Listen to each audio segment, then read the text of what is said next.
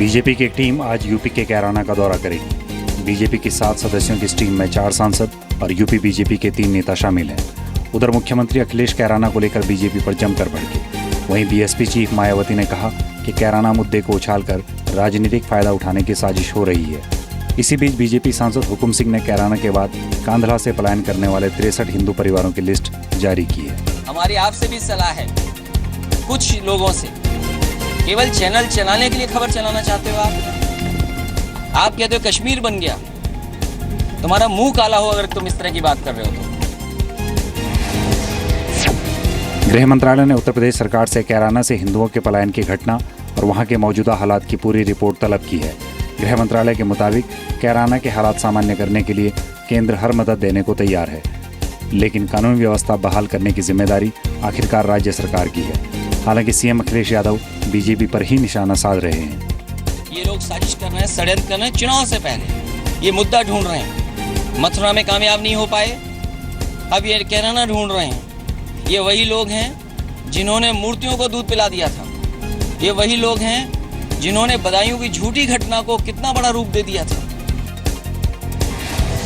बैंकों के करीब 9,000 करोड़ लेकर लंदन भागे उद्योगपति विजय माल्या को भगोड़ा घोषित कर दिया गया है। मुंबई की स्पेशल कोर्ट ने प्रवर्तन निदेशालय की अर्जी पर यह कार्रवाई की है।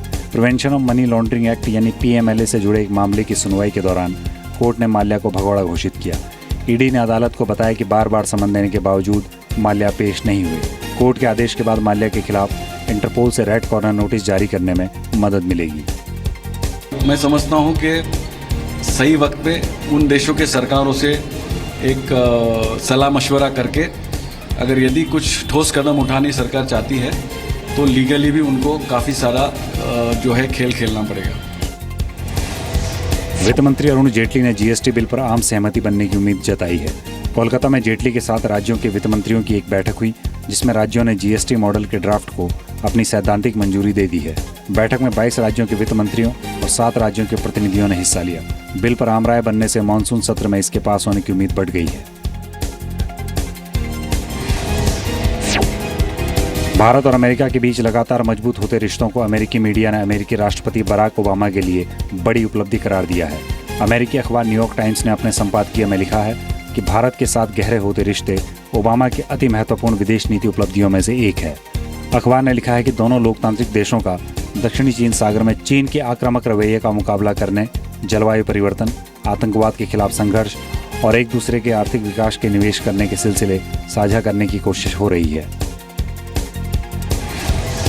अमेरिकी राष्ट्रपति बराक ओबामा ने कहा है कि आतंकी संगठन आईएसआईएस को खत्म करना अमेरिका का मिशन है। साथ ही उन्होंने ये भी कहा कि बगदादी का आतंक लगातार कमजोर हो रहा है। ऑरलैंडो नाइट क्लब में हुए हमले पर बोलते हुए ओबामा ने गन कंट्रोल के जरिए आतंकवाद के खिलाफ सख्त रवैया अपनाने की बात भी कही है। ओबामा ने मुसलमानों के खिलाफ बयानबाजी को लेकर अमेरिकी राष्ट्रपति पद के उम्मीदवार डोनाल्ड ट्रंप पर निशाना भी साधा। आज कैबिनेट की बैठक में नई सिविल एविएशन पॉलिसी पेश की जा सकती है। जी न्यूज़ को मिली जानकारी के मुताबिक नई पॉलिसी में विदेशों में उड़ान भरने के लिए 5/20 यानी 5 साल का अनुभव और 20 विमान का नियम खत्म किया जा सकता है। इसकी जगह 0/20 नियम लाया जा सकता है, यानी विदेशों में उड़ान भरने के लिए एयरलाइंस को सिर्फ 20 विमान की ही जरूरत होगी। इसके अलावा रीजनल कनेक्टिविटी फंड के लिए 2% सेस नहीं लगेगा। सूत्रों के मुताबिक मेट्रो शहरों के बीच उड़ानों पर कुछ टैक्स लग सकता है। टैक्स से जुटाए फंड से छोटे शहरों की उड़ानों को सब्सिडी मिल सकती है।